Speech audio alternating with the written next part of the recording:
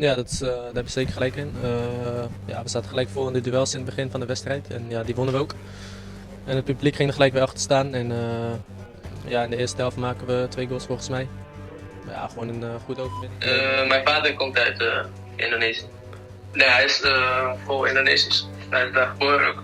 En mijn opa en oma van zijn kant, die zijn ook daar geboren. En mijn moeder is Nederlands. Het nationaal elftal begin ik steeds vaker te volgen. Voor het laatst dacht ik dat Vietnam aan de gespeeld heeft.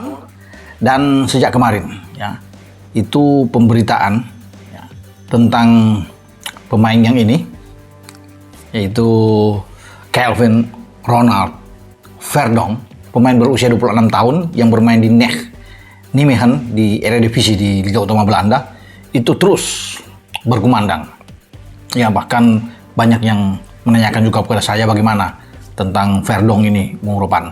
Karena konon kabarnya dia sudah berbicara di salah satu podcast bahwa dia sedang mengurusi naturalisasi dia.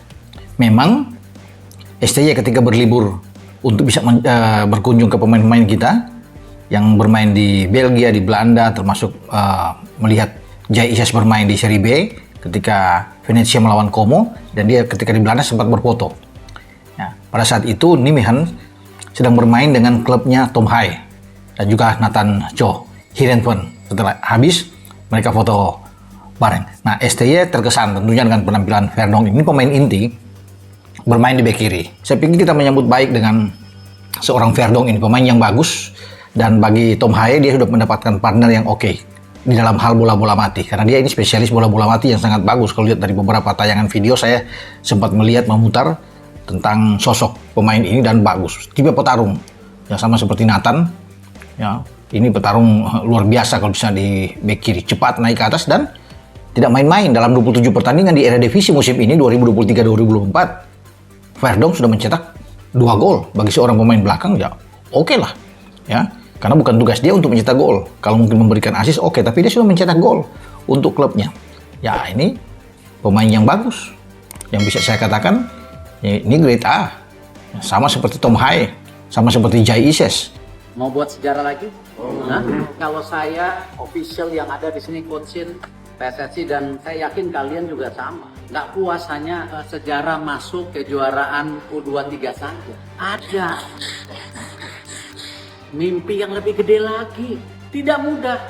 Lawannya Australia, Qatar, dan Jordan yang kemarin final. Saya pernah bilang sama kalian waktu sebelum main SEA Games, kalau mata kalian bisa ngelihat mereka di lapangan, seperti waktu itu kita ngelihat Thailand dan Vietnam, sama kalian juga lihat mereka, saya yakin kita tidak kalah sama mereka. Betul? Betul. Ada kesempatan sejarah yang bisa kita lakukan sama-sama. Untuk pertama kalinya, bukan tidak mungkin, kalau kita fight dan Allah Subhanahu wa Ta'ala memberikan kesempatan ke kita, kalian adalah mungkin generasi sepak bola emas Indonesia yang bisa merasakan Olimpiade. Bukan tidak mungkin, tidak mudah, tapi bukan tidak mungkin. Jadi ya sekarang dengan pemain-pemain yang bermain di Liga Domestik bisa gabung dengan skuad, tentu kita semua bisa berharap bahwa Timnas Indonesia U23 akan lolos dari fase grup, walaupun yang berkali-kali pernah saya tegaskan bahwa Indonesia berada di grup yang sangat amat berat karena tergabung dengan tim tuan rumah Qatar. Itu pertandingan pertama loh bagi Indonesia. Kemudian setelah itu Indonesia akan lawan Australia, lebih berat lagi. Baru terakhir lawan Yordania. Tetapi berat itu kan di atas kertas. Jadi artinya apa? Artinya tidak ada yang mustahil. Bisa saja Indonesia lolos dari fase grup. Tapi dengan catatan, Indonesia U23 harus full tim. Artinya pemain-pemain yang bermain di luar negeri atau pemain-pemain abroad juga harus gabung dengan skuad, teman-teman. Karena mereka juga adalah pemain-pemain pilar dan mereka juga yang memberikan perubahan permainan bagi Timnas Indonesia U23. Tentu pemain-pemain yang bermain di Liga 1 juga penting, tapi pemain-pemain yang bermain di luar negeri juga sama pentingnya. Para pengagum, pemuja atau ST lover ini kan punya kekhawatiran besar kalau ganti pelatih dari nol. Padahal belum tentu begitu. Belum tentu. Itu sebuah anggapan yang salah. Kenapa salah? Bahkan saya sebetulnya mau bicara tentang waktu STY hadir. 2019 saat itu kan SEA Games. Indra Safri final kalah sama Vietnam. Pada saat itu pemain kita yang masih di puncak ada generasi Evan Dimas, Julfiandi, ya kan? Ilham Udin, Osvaldo Hai top scorer, Marinus Manewar masih ada dan sebagainya. Generasi itu hilang kalau kita mau bicara. Hansamu hilang, Evan hilang, Julfiandi hilang, Ricky Fajrin hilang. Oke? Fine. Tapi apa yang terjadi? Pemikiran orang, STY potong generasi, keren, itu sebuah prestasi. Potong generasi dari nol bukan? Gimana jawabannya? Gak apa-apa diskusi kan? Gimana Ya kan? jawabannya? Pengagum-pengagumnya sekarang khawatir kalau STY diganti akan mulai dari nol. Saya bilang nggak akan dari nol. Memangnya Pertamina apa dari nol? Gitu. Ya kan?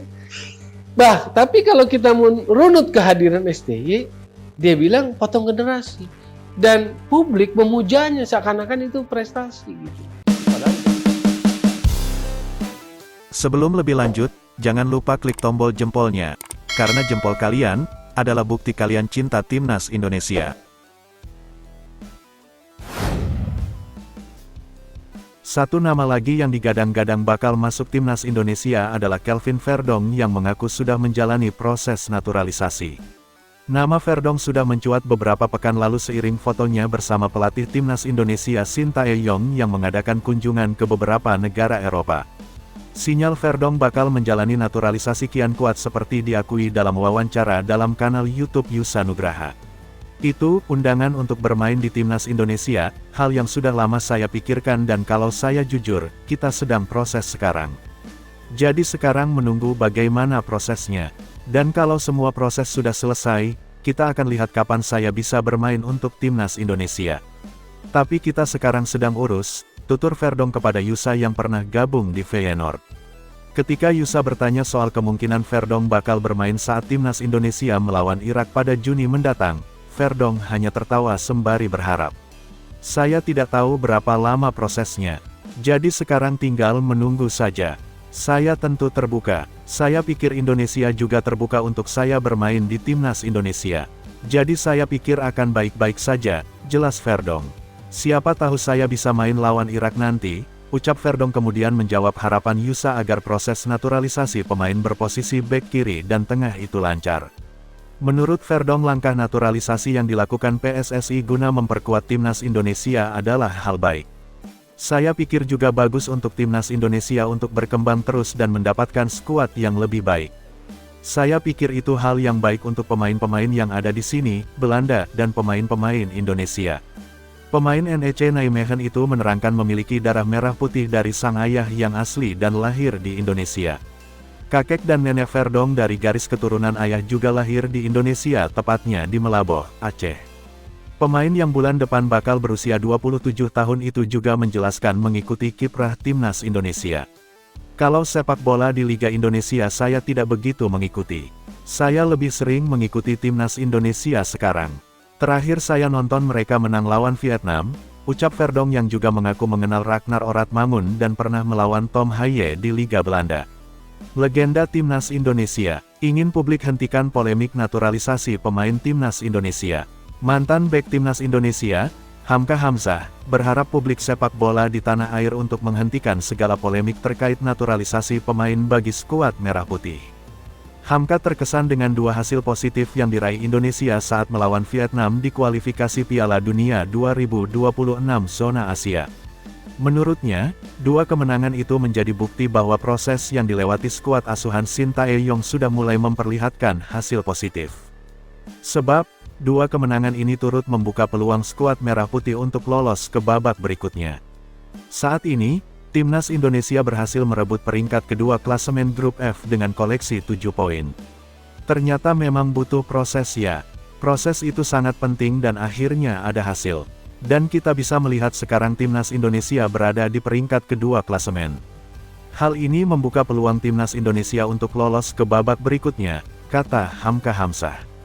Hamka Hamzah, yang pernah memperkuat Timnas Indonesia dari periode 2004 hingga 2014 itu juga mengakui dampak positif yang dihadirkan oleh para pemain keturunan yang kini bergabung bersama skuad Garuda. Namun, Kapten RANS Nusantara FC ini berharap dikotomi antara pemain naturalisasi dan lokal dihilangkan. Sebab, jika sudah menggunakan lambang Garuda di dada, mereka sudah berstatus sebagai pemain Indonesia. Menurut saya, dari cara bermain pun sebetulnya sudah terlihat bahwa timnas Indonesia sangat berubah. Hal ini ditambah juga dengan hadirnya pemain-pemain keturunan, kata Hamka. Jadi, saya pikir sekarang ini seharusnya sudah tidak ada lagi yang disebut sebagai pemain naturalisasi. Sebab, semuanya adalah pemain Indonesia dan mereka punya jiwa patriot, tegas Hamka. Hamka menegaskan, kemenangan yang diraih timnas Indonesia atas Vietnam tak terlepas dari kontribusi semua pemain. Jadi, tidak ada yang namanya pemain bintang, karena hasil ini didapat karena perjuangan bersama. Kalau yang dari saya lihat, semua pemain kompak ya. Jadi, bukan hanya dari satu atau dua pemain saja. Semuanya kerja keras dan memberikan kontribusi, baik dari penjaga gawang sampai pemain cadangan, katanya. Jadi, saya rasa tidak ada yang menjadi bintang di timnas Indonesia. Karena, semuanya saling membutuhkan dan yang penting adalah kolektivitas bermain secara tim, sambung pria asal Makassar ini.